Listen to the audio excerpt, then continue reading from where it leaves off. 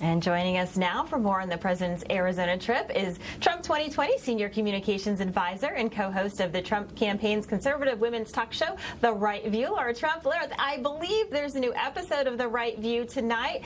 What can we expect? I'm assuming you're going to talk about news of the day.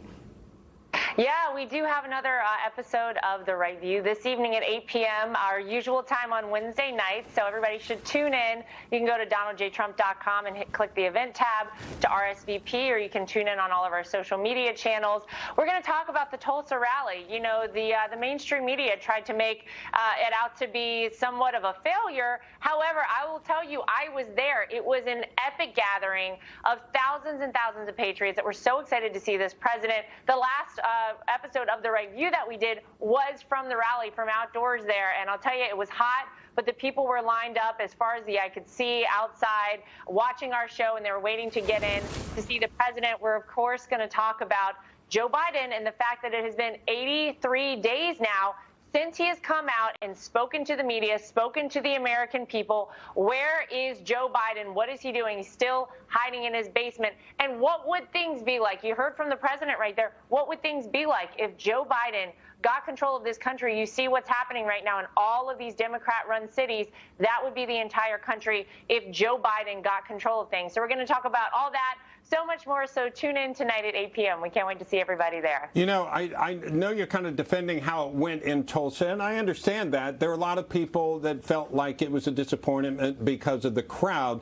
but there definitely seemed to be a difference in the president's tone yesterday. He definitely seemed to hit his mark, and he seemed to be back in the rhythm of the way he usually feels when he's talking to a group. And I was curious what you see him harping on in the coming weeks and months as part of his reason to be reelected.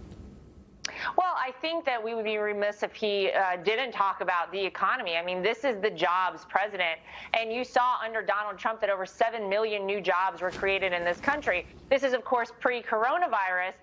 Now, as we're coming out of coronavirus, things are opening back up. People want to know that they have a leader in office that understands how to get the economy back up and running, that understands how to bring jobs back to this country, manufacturing jobs back to this country. We want to know that our supply chain will be back in the United States, and we've seen why during COVID that is such an important thing. So I think the president is going to, of course, talk about that.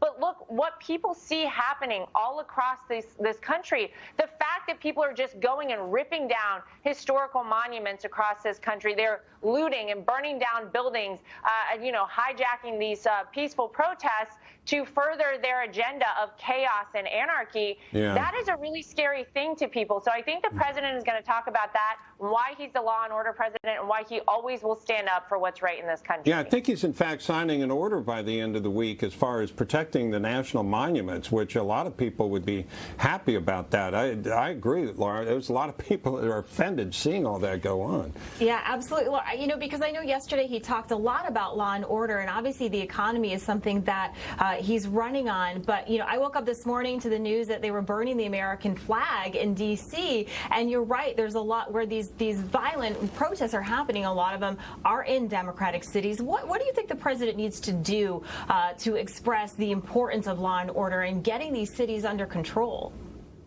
Well, I mean, I think you've heard him say it. Look, he's ready at a moment's notice to send the National Guard anywhere they're needed across this country, because sadly, all of these Democrat mayors and governors of these cities and states across this country have just let things run amok. I mean, it is shocking that in Seattle, they have had this autonomous zone, Chaz, Chop, whatever they're calling it right now. The mayor has finally seen that it is not the summer of love, that this is a dangerous situation to have something like this in your city. And so the president has been very clear, listen, I'm ready to go in there. I will solve the problem if I need to. But I hope people appreciate the fact that it is not up to the federal government to do these sorts of things. These are supposed to be up to the local authorities, but the mayors and governors in a lot of cases have let the people of their cities and states down. So the president has said he's ready at a moment's notice to move. He's just waiting for the okay from the mayors and governors. Okay, Laura, thank you very much. Have a great show tonight. Thank you for visiting us.